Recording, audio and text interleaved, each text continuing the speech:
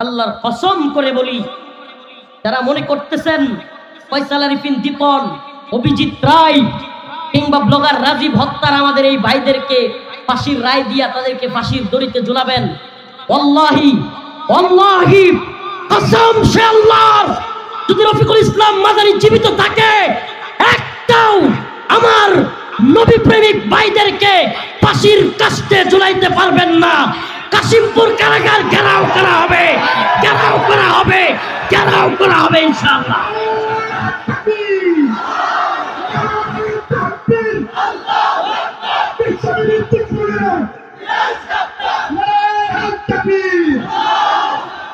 আমরা আমাদের একটা ভাইকেও ফাঁসির দড়িতে ঝুলতে দিব না, আমাদের জীবন ত্যাগ করব। আমরা উলামায়ে কেরামের দিকে তাকিয়ে আছি, উম্মার রাহবারদের দিকে তাকিয়ে আছি। আস্তে আস্তে অনেকে মুক্তি পাচ্ছেন। আমরা সেই সমস্ত ভাইরা, ইঞ্জিনিয়ার আমাদের ময়মনসিংহের এক ভাই একই অভিযোগে অভিযুক্ত, তাইমুম আমার ভাই নির্দোষ, সেও 2টা-3টা ফাঁসির রায় তার নামে হয়ে গেছে। যুবক প্রকৌশলী আমাদের ভাই আরাফাত রহমান পিয়াম, আব্দুস সবুর, মাওলানা আব্দুস সবুর কুমিল্লার সন্তান, এই সমস্ত ভাইদের নামে অযথাই ফাঁসির দড়ি হাসিনা দিয়ে দিয়েছে, ফাঁসির রায় দিয়ে দিয়েছে। একটা কথা বলি, আল্লাহ যদি আমাকে বাঁচায় রাখে, শহীদ না হয়ে যায় কিংবা বন্দী না হয়ে যায়, এই কোনো একটা ভাইয়ের ফাঁসির যদি দিনক্ষণ ঠিক করে, ইনশাআল্লাহ আমি ঘোষণা করলাম, এই কাশিমপুর জরুনবাসী ও প্রিয় নবী প্রেমিক ভাইরা, আমি রফিকুল ইসলাম মাদানী কোনো দল দরকার হবে না, কোনো নেতার দরকার হবে না, কাশিমপুর কারাগার আমি ইনশাআল্লাহ ঘেরাও করব। আমি ঘোষণা করলাম, আমার নবী প্রেমিক ভাইদেরকে যদি মুক্ত না করা হয়, জামিন না দেওয়া হয়, কোনো আমেরিকার কথায়, ভারতের কথায় কোন দাজ্জালি সরকার, কোন জালেম সরকার যদি দুঃসাহস করে, ইনশাআল্লাহ আমরা সেই দিন আর চুপ থাকবো না, বসে থাকবো না। এটা শুধু কথার কথা নয়, ইনশাআল্লাহ সেটা প্রমাণ করেই ছাড়বো ইনশাআল্লাহ। আর যদি এই ভাইদের আগে আমরা শহীদ হয়ে যাই, আলহামদুলিল্লাহ, শাহাদাতের অমীয় সুদা আমরা পান করি, ইনশাআল্লাহ পরবর্তী প্রজন্মের কাছে আমাদের আবদার থাকবে, এই ভূখণ্ডে যেন একটা নবী প্রেমিকেরও ফাঁসি না হয়। রাজি আছেন তো ইনশাআল্লাহ? নবী প্রেমিকদের জন্য প্রয়োজনে আমরা জীবন দিব, তবু নবী প্রেমিকদের ফাঁসি হইতে দিব। আল্লাহ এক, অদ্বিতীয় কেউ নাই। কুল হুয়াল্লাহু আহাদ, তিনি এক, অদ্বিতীয় কেউ নাই। আল্লাহুস সামাদ, তিনি অমুখাপেক্ষী। সামাদ বলা হয় এমন কাউকে যার কাছে অনুরোধ করা যায়, তিনি সব কিছু পারেন। সামাদ হলো এমন এক সত্তা, তিনি কারো কাছে কোনো দিকে তাকাইতে হয় না, কারো কাছে কিছু চাইতে হয় না, যার কিছু করতে হলে ইচ্ছা করলেই তিনি করতে পারেন, তিনি হলেন সামাদ। আর আল্লাহ ছাড়া কেউ সামাদ নন, আমরা সেই সামাদের উপর বিশ্বাস।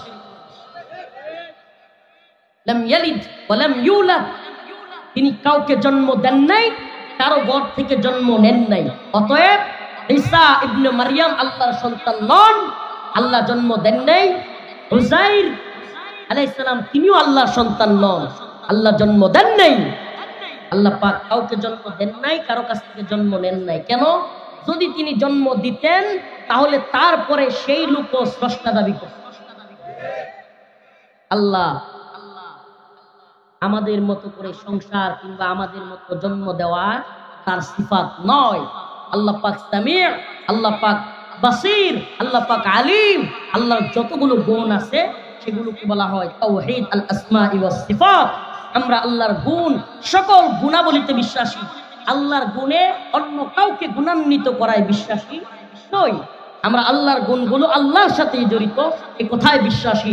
আমরা বিশ্বাস করি ইবাদত একমাত্র তার, আমরা বিশ্বাস করি সৃষ্টিকর্তা একমাত্র কে? ভাইরা আমার, আবারও আমি সংক্ষিপ্তভাবে আমার আলোচনা একবারে শুরু থেকে শেষ করছি। সূরাতুল ইখলাসের আলোচনা। সূরা ইখলাস ফজিলতপূর্ণ এক সূরা। একবার তিলাওয়াত করলে কোরআনের 1/3 পড়ার সওয়াব, 3 বার তিলাওয়াত করলে পুরা কোরআন খতমের সওয়াব। এই কোরআনের সূরা ইখলাস যে বেশি বেশি পড়বে আল্লাহ তাকে ভালোবাসবেন। সুবহানাল্লাহ। আর এই সূরা আমাদেরকে শিক্ষা দেয় আল্লাহ ছাড়া কারো ইবাদত করা যাবে না, উলুহিয়াতের ক্ষেত্রে, রুবুবিয়্যাতের ক্ষেত্রে, তাওহীদ আল আসমাই ওয়াস সিফাতের ক্ষেত্রে, তাওহীদ আল হাকিমিয়ার ক্ষেত্রে, সকল তাওহীদের ক্ষেত্রে একমাত্র মানতে হবে কাকে? ومن لم يحكم بما أنزل الله فأولئك هم الكافرون ومن لم يحكم بما أنزل الله فأولئك هم الفاسقون ومن لم يحكم بما أنزل الله فأولئك هم الظالمون। আল্লাহর হুকুম বাদ দিয়া যদি কেউ বিচার করে, আল্লাহর কোরআন বাদ দিয়া কেউ যদি ফয়সালা করে, তাকে যারা মানবে এবং যারা সেই বিচার করবে তারা ফাসিক, তারা জালেম, তারা কাফের। অতএব আল্লাহর হুকুম বাদ দিয়ে কোনো বিচার হইতে পারে? বিচার হবে আল্লাহর আইনে, ইবাদত হবে আল্লাহকেই, সৃষ্টিকর্তাও মানতে হবে আল্লাহকেই। তাহলেই আমি ঈমানদার। তাহলেই আমি কি, নাকি শুধু একটা মানবো আর একটা মানবো না তাইলে ঈমানদার? কথা বুঝতেছেন? আফাতুমিনুনা বিবাদিল কিতাব ওয়া তাকফুরুনা বিবাদ ফামা জাযাউ মান ইয়াফআলু যালিকা মিনকুম ইল্লা খিজয়ুন ফিল হায়াতিদ দুনিয়া ওয়া ইয়াউমাল কিয়ামাতি ইউরাদ্দুনা ইলা আশাদ্দিল আযাব। যদি কেউ এই কোরআনের কিছু অংশ মানে, আফাতুমিনুনা বিবাদিল কিতাব, তোমরা কি এই কিতাবের কিছু অংশের উপর ঈমান আনবা, ওয়া তাকফুরুনা বিবাদ, আর কিছু অংশকে অস্বীকার করলা? আল্লাহ বলেন যদি তোমরা এমন করো, ফামা জাযাউ মান ইয়াফআলু যালিকা মিনকুম ইল্লা খিজয়ুন ফিল হায়াতিদ দুনিয়া, তারা এরকম করবে তাদের জন্য এই দুনিয়া লাঞ্ছিত জিন্দেগি। তাদের জন্য কি, অর্ধেক যারা ঈমান আনে আর অর্ধেক কি করে, মুনাফিক। অর্ধেক ঈমানদার, অর্ধেক মুনাফিক। কি, আল্লাহ সৃষ্টিকর্তা মানে, আল্লাহ পালন কর্তা মানে, হজের ক্ষেত্রে আল্লাহ মানে, নামাজের ক্ষেত্রে আল্লাহ মানে, যাকাতের ক্ষেত্রে আল্লাহ মানে, কুরবানির ক্ষেত্রে আল্লাহরে মানে, কিন্তু যখনই বলা হয় জিহাদ ফরজ, তাউজুবিল্লাহ, তখন কয় জঙ্গিবাদী, মৌলবাদী। তাইলে কি আল্লাহরে মানলো? বলেন আল্লাহরে মানলো? যখন বলা হয় বালেগা হওয়ার পরেই কোন মুসলিম মেয়েকে বিয়ে দেওয়া যায়, তখন এরা বলে বাল্য বিবাহ। এরা কি আল্লাহরে মানলো? আল্লাহরে মানলো?